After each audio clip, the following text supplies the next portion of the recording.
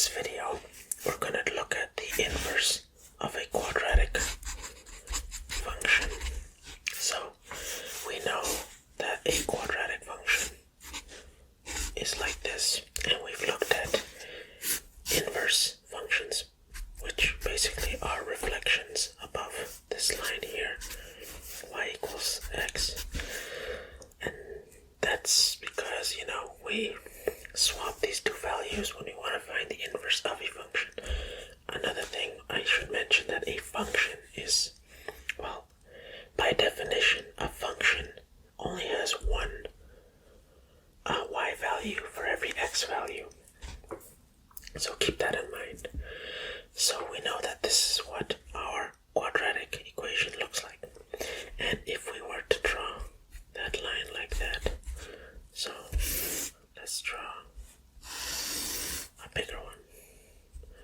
If we were just to do y equals x squared, which is, 0, 0, 1, 1, 1, 2, 4, 3, 9, 1, 2, 3, 4, 5, 6, 2, 3, 4, 5, 6, 2, 3, 4, 5, 6, 7, 8, 9, 0, 0, 1, 1, 1, 2, 3, 4, that's 2, 4, 5, 6, 7, 8, 9, somewhere here.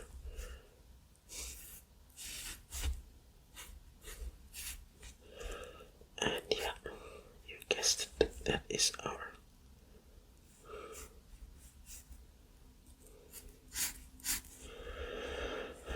function. This is our y equals x squared function. But now, let's say I want to find the inverse function. And that is very simple. I just, my imaginary line, y equals x.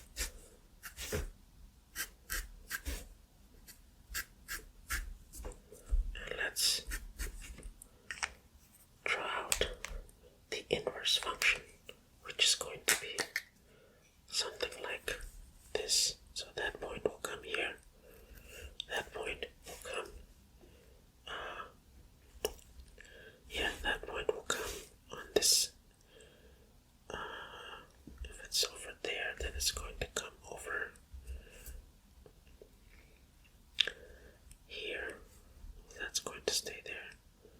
That one is going to go 1, 2, 3, 4, 1, 2, 3, 4, right here. And so on and so forth. So that's basically going to become like that.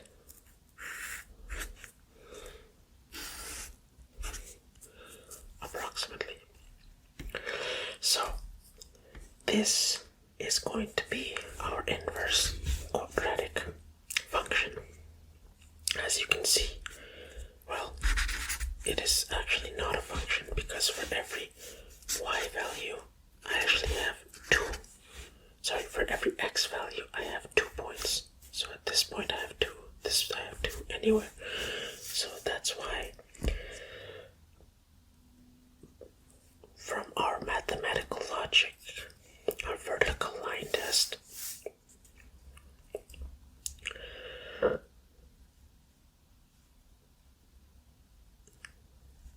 the inverse of a quadratic function is not a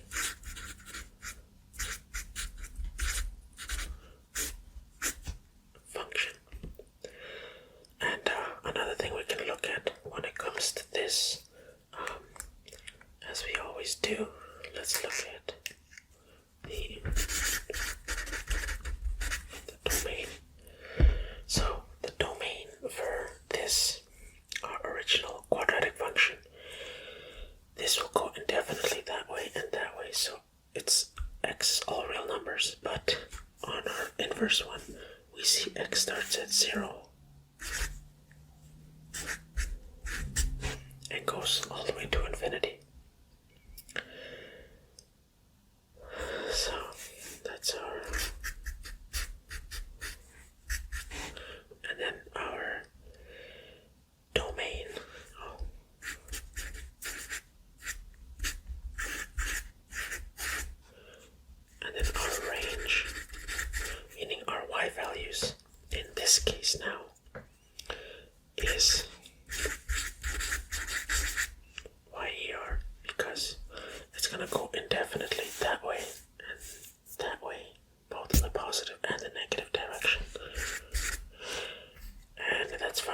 Because before, for our quadratic, it was the opposite. So we had all x and then y greater, or sorry,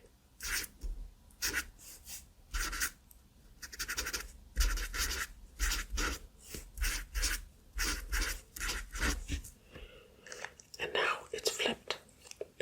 So there's that. But enough of the background information. Let's actually look at a real example. So I'm going to take a quadratic function, say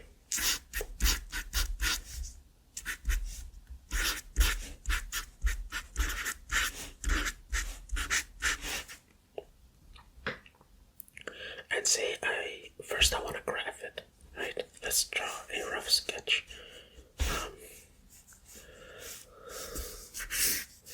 So I have a point. Our vertex format, I can take that point, -3, -4, about there, and say it goes like that. And then, like, if I was to draw the inverse, that would be something like,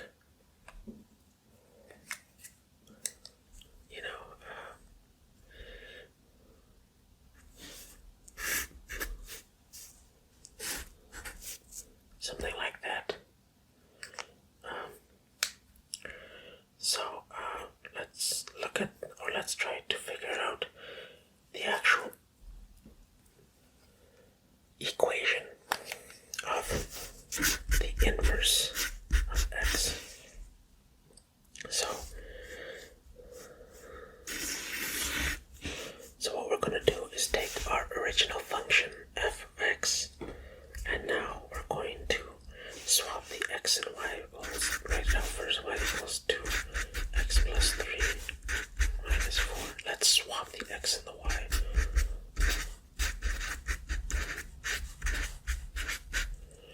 And now I want to rearrange this in terms of y.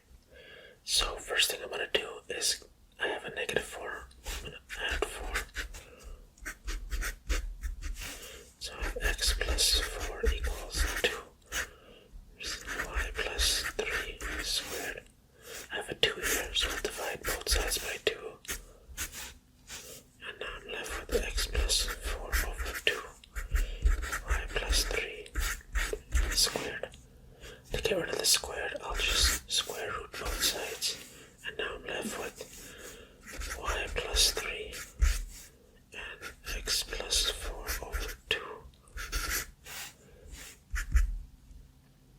And now, one thing I should mention is when you do a square root, you can get either a positive or a negative number, because when you square something, any positive number, if you square a positive number, you get a positive number. But if you square a negative number, you also get a positive number. So be careful when handling the square root. So now I'm left with this 3. So I'm just going to subtract 3 from both sides. So now I'm left with -3 plus or minus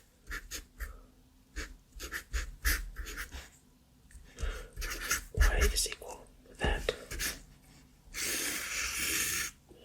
So now I can easily state that my inverse function is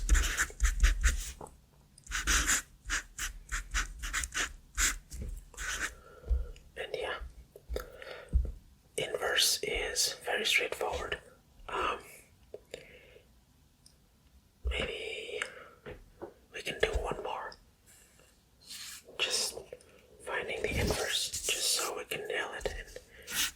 F of x equals -2 x plus 1 squared plus 4. Now again, let's swap the x and the y. So x equals -2, y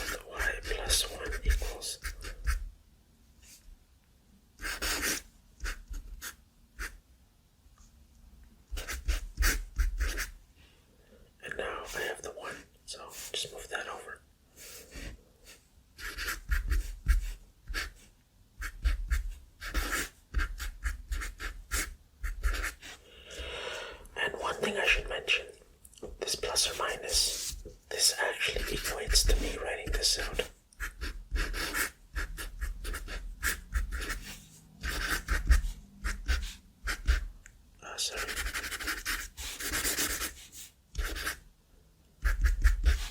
Minus.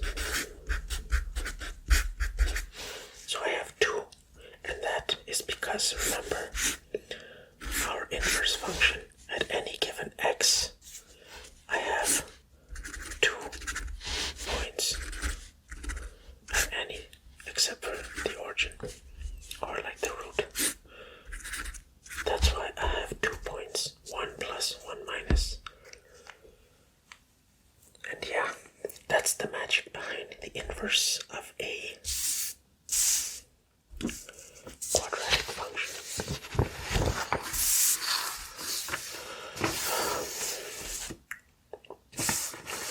I hope that this has been helpful in some sort of way.